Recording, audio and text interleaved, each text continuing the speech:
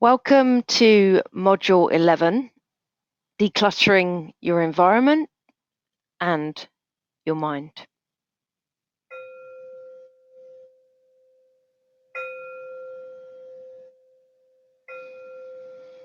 So just take a moment just to take a deep inhale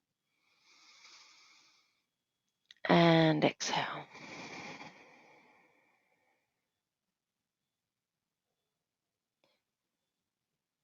Inhale and exhale.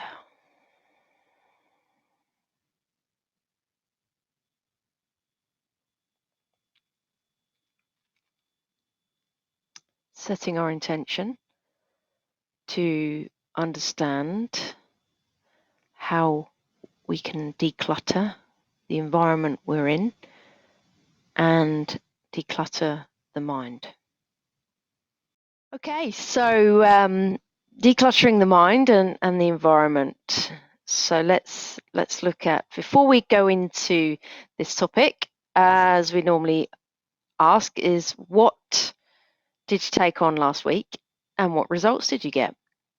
So just take a moment to reflect on those and celebrate them, because it's one step at a time.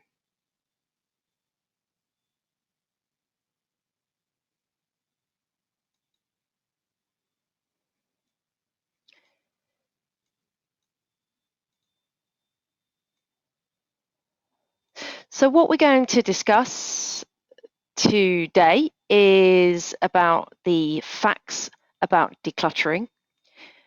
What are the benefits of decluttering?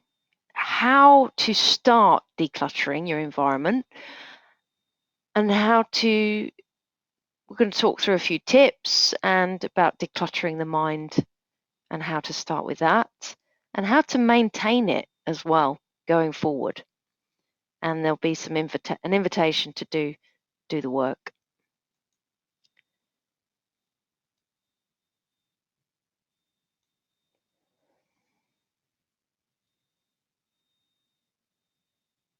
So Joshua Becker, who's part of the minimalist group, says the first step in crafting your life, the life that you want, is to get rid of everything you don't. Sounds simple, doesn't it? But let's have a think about, let's look at the facts about decluttering. We've heard the phrase, but do we actually do it? So the facts are, let's look at the facts. So decluttering is a task. It's not a hobby. It's a task. It's something that we have to put down and put time to. But it's also about actually maintaining it. So you do it and then you're done, but there is a sense of maintenance associated with it. You can ask yourself the 3 questions, basically. For example, if you're looking at a wardrobe, am I looking forward to wearing this again? Did I enjoy wearing it? And can I afford to let it go? Once you start getting present to those questions, then this will filter out what you want in your life and what you don't want in your life. And the key to organizing the whole house, it's not about buying extra boxes or any equipment. You've got all the equipment. It's about getting rid of the extra stuff. So you're going to have to go through a process of letting go. You have to decide what you want in your life. Decide if your clutter is getting you there. If it's not, then there's a need to declutter. Raise awareness on the clutter around you and get present to the benefits of not having that clutter in your life. Then it's about getting rid of it as quickly as you can. The longer you hold on to something that doesn't serve you, the longer you suffer. Don't buy more stuff unless it's going to help you to get to where you want to go. So it all comes back to your intention. So this is Lisa Schlutz, written a book about lighter living. She says, I asked myself, who would I be if I weren't busy? What would be left of my life and me after I removed excess stuff from my home and allowed my day to have unscheduled spaces? What does it look like? So that's one of the key things, is think about, what does it look like? What vision do you have for the decluttering? And it's about getting present to the benefits, because when we get present to the benefits, then we provides us with motivation to actually do it. So some of the benefits, there's been many studies showing that people are a lot happier, that when they don't have all this stuff around, they're not being reminded and going into these thought loops, which can be a distraction from your day. You get more time to spend on the things that you enjoy doing, and you feel lighter in the mind, and there's more space in the home around you. Gives you time to self-reflect on where you've come from and where you're going to. So you can start to think about some core beliefs, and see if you need to hold on to them. So we're talking about decluttering the mind as well as the environment. And it's a cleansing experience. That's the benefit. It's getting rid of the old and welcoming the new. And sometimes can provide some income if you're selling things on too.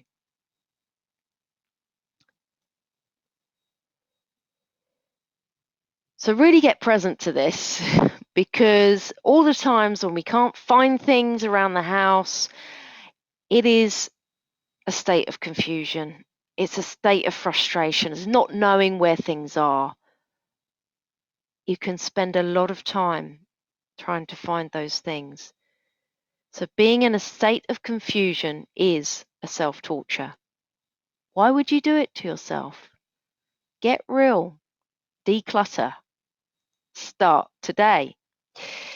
So take a moment to see if you can remember what it was like to find something in the place where you knew it was. What's that feeling like? That's the benefit of decluttering.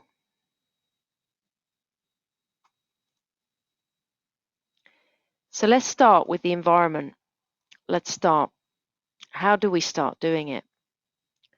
Okay.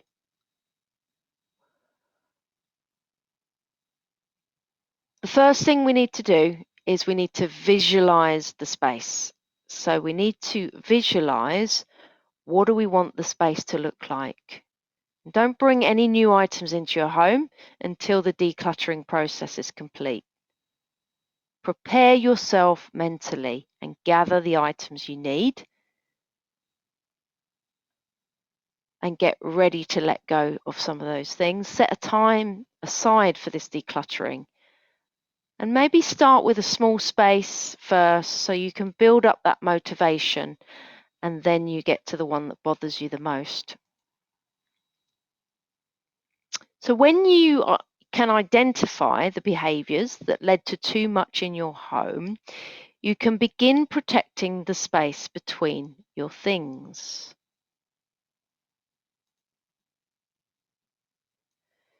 So what other things we can do? Sometimes when we're decluttering, we get stuck with sentimental items. I think we can actually turn those into stories. We can write about them, but just allocate a time to do that. Give everything a home. Consult with a professional on the subject. There's a national association of professional declutterers and organizers, and they can organize everything from your photos to your desktop to your home. So there is help out there. find out if you're resisting this decluttering, what is it that's holding you back? You know, why are you not doing it? What is the payoff behind it? So clean and tidy your workspace. Workspace really important. Delete old files from the computer. Turn off notifications as well on your phone while you're doing it. Decluttering your environment can mean other things as well. You can start with what you see, but don't forget the big stuff, okay? Take one item at a time and apply the mindfulness to the decluttering process. Ask the right questions. Do I really need this? Of what benefit is it providing? Remember your vision and stick to it. You can always use mantras if you get distracted.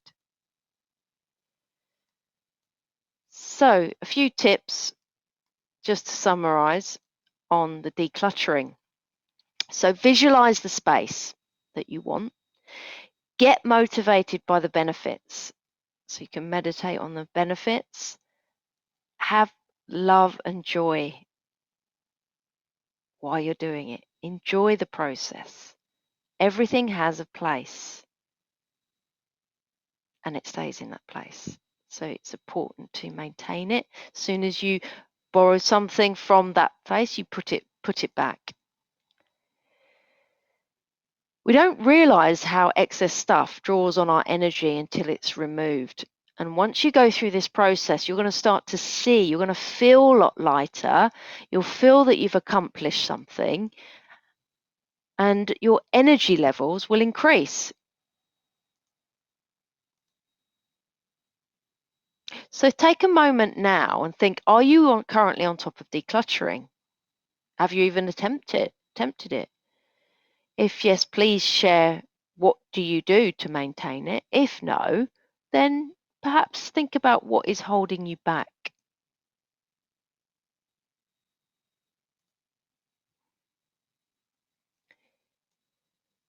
So the other area where we have a lot of clutter is in the mind.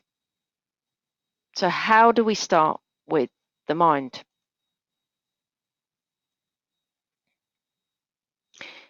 Well, if we want more healing and peace in the world, let us start with our homes, our relationships, our mindsets, and ourselves. So if mind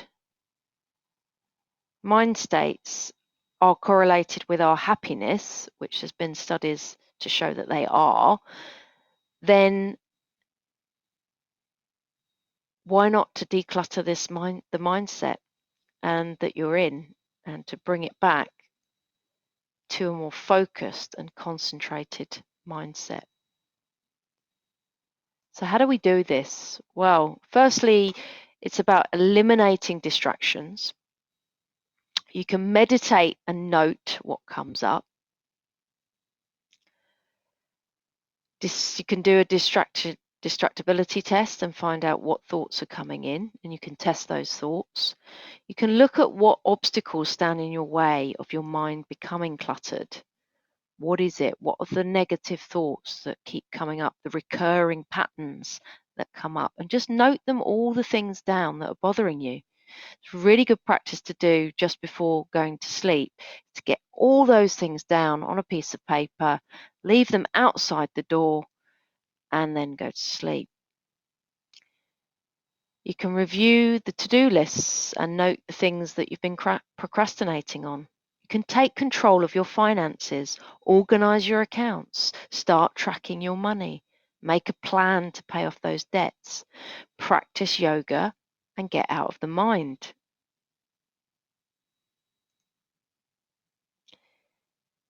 So you can also start to think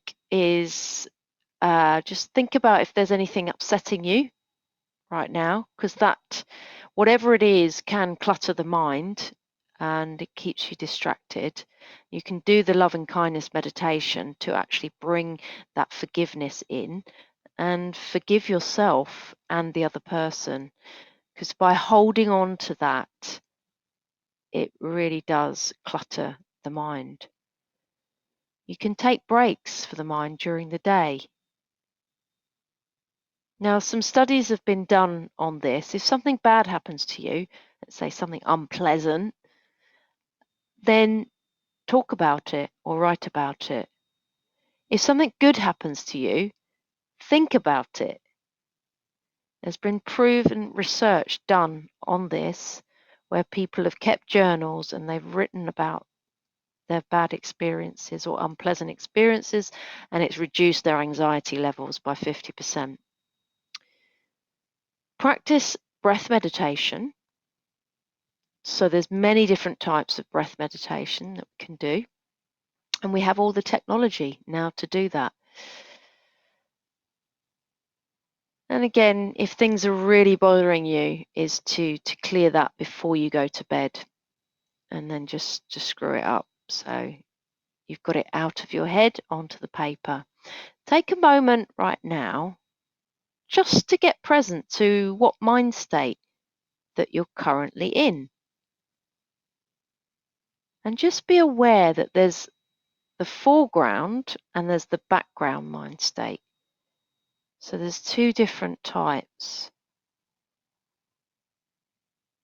And just get present to that.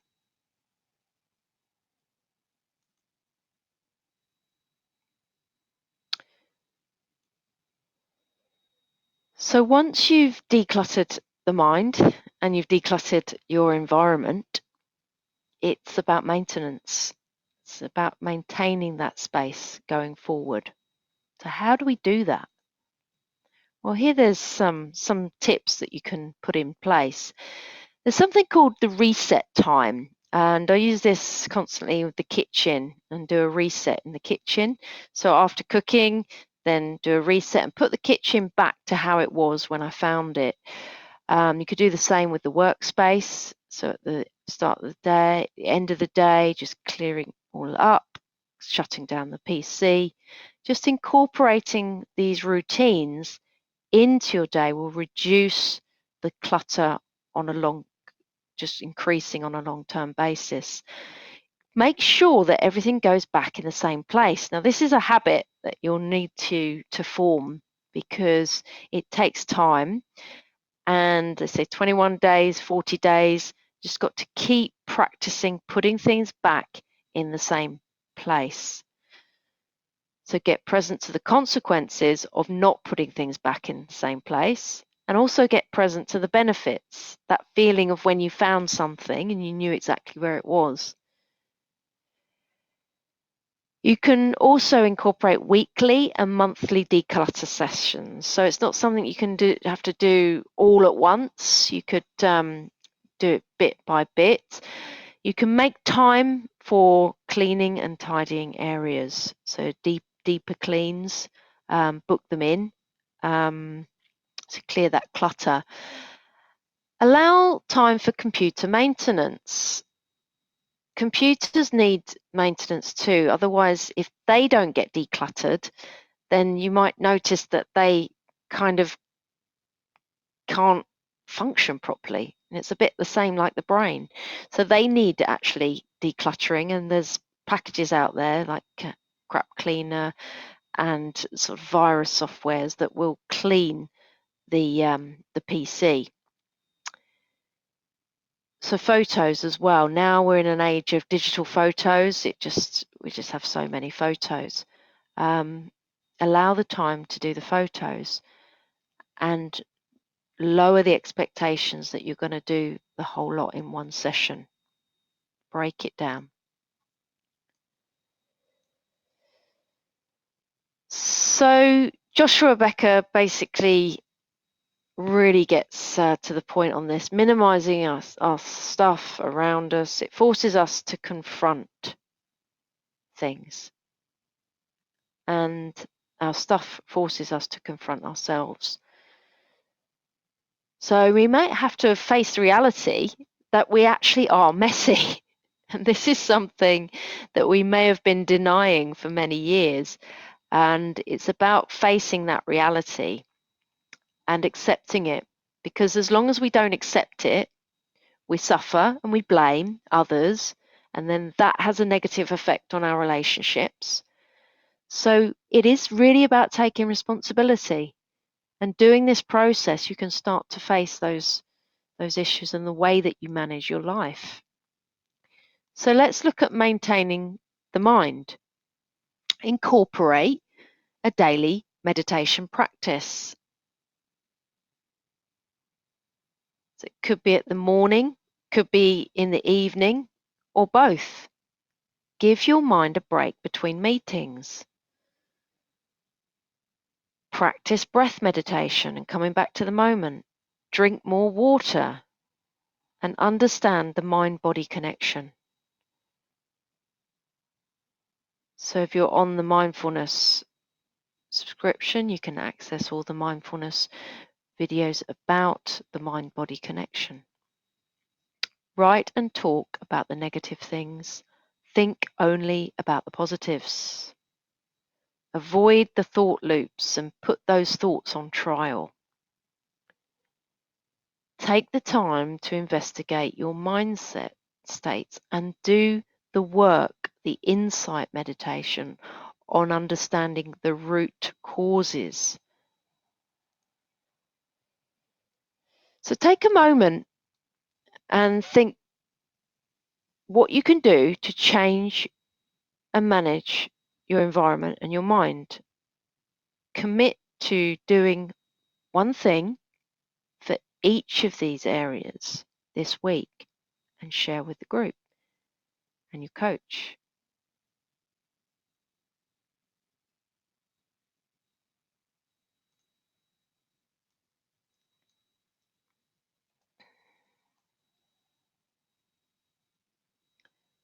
So here's the invitation to do the work. The mindless accumulation of vast mountains of stuff is unforgivably dumb. Mindful curation of meaningful possessions can be a great source of joy. So as Richard is a little bit harsh there, but it's true, is that you're not being mindful of this accumulation of stuff that's growing. And when you start to be just having the things that you really enjoy, your clothes you enjoy wearing, the sofa you like sitting on, the chair that you meditate on, once you've got those things, they can bring source of joy and you appreciate things a lot more. So here's the invitation to do the work. We've already said declutter one area of your environment this week. Meditate daily for 5 minutes to declutter the mind. You can do this at the start of the day and at the end of the day. You can attend the love and kindness meditation to practice forgiveness and self-compassion. And you can research into the mind-body connection and get present to the disadvantages of clutter in your mind and your environment. And then don't forget to reward yourself for each task completed and celebrate the precious life that you have.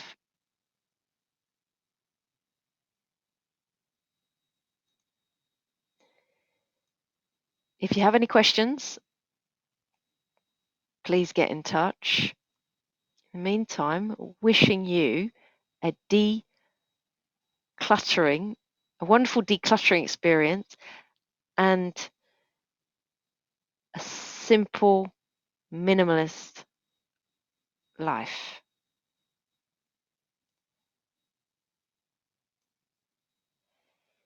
Enjoy the peace of nature and declutter your inner world.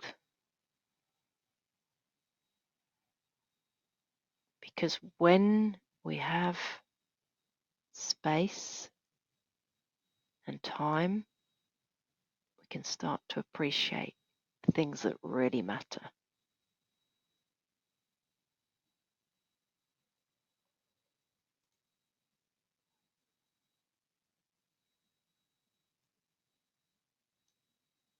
If you've got any feedback on this presentation, please, we're open to the feedback. To get in touch.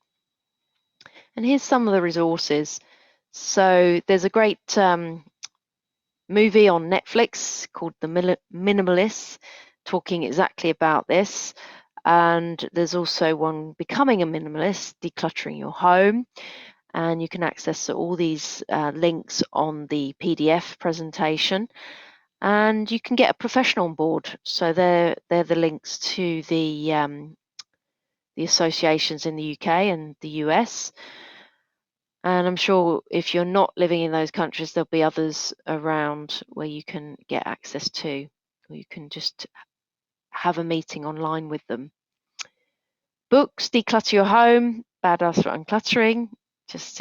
There's links in there for those books, and some of the apps, Sortly, Declutter, Centric, and Let Go. Let Go is kind of like letting go of stuff. You sell things on there. And the others will give you advice, basic of how to sort things and declutter the home and your environment. There's some research that's been done on decluttering, of how it can increase happiness. So there's a link to that. So please go and explore.